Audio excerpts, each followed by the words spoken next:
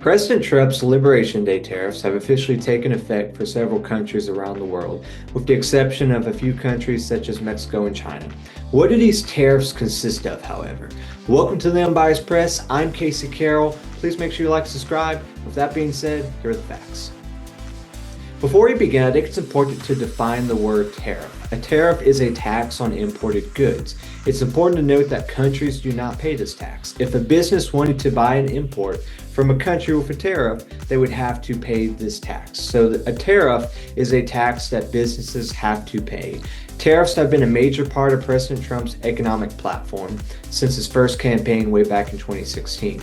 He initiated a trade war with China during his first term. For his second term, he campaigned on even more profound tariff policy. On February 1st, after taking office, he imposed 25% tariffs on most goods from Mexico and Canada, and 10% on goods from China. Soon after this, goods that were in compliance with the United States-Mexico-Canada agreement were exempt from the tariffs. Tariffs on Chinese goods were soon raised to 20%. President Trump cited the flow of fentanyl from these countries as the reason behind the tariffs, specifically the tariffs on Mexico, Canada, and China. On March 12th, 25% tariffs on imported steel and aluminum products were put in place. On April 2nd, Trump announced reciprocal tariffs on every country around the world. He labeled this day as Liberation Day. A universal tariff was established at 10%. A lot of uncertainty and fear as a result of these tariffs resulted in the stock market crashing. After the crash, the Trump administration delayed country-specific reciprocal tariffs.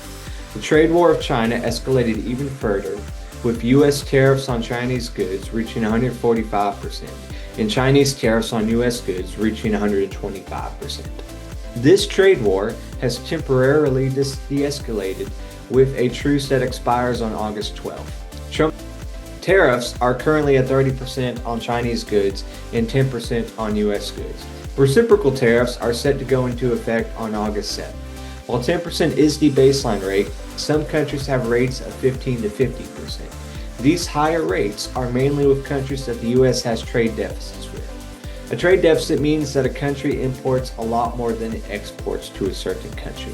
Critics of trade deficits, including several people in the Trump administration, cite the negative impacts on domestic manufacturing industries. Some economists, however, such as Milton Friedman, argue that the money countries gain from trade deficits are used to invest in the United States.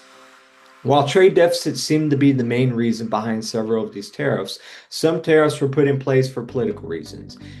Some countries have negotiated with President Trump to lower tariff rates, including South Korea, Japan, the Philippines, United Kingdom, and the European Union.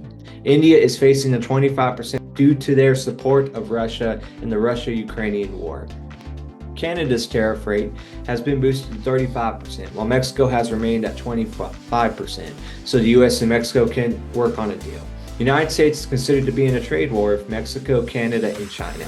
Supporters of Trump's tariff policies cite a positive impact on the manufacturing sector, creating new jobs and making the U.S. the manufacturing capital of the world. Businesses will pass on the cost of these tariffs to consumers, resulting in higher inflation. There is still a lot of uncertainty about these tariffs. In the coming months, we will see what transpires. This concludes our time here today. Once again, please make sure you like, subscribe. Thank you for your time. See you next time on the Unbiased Press.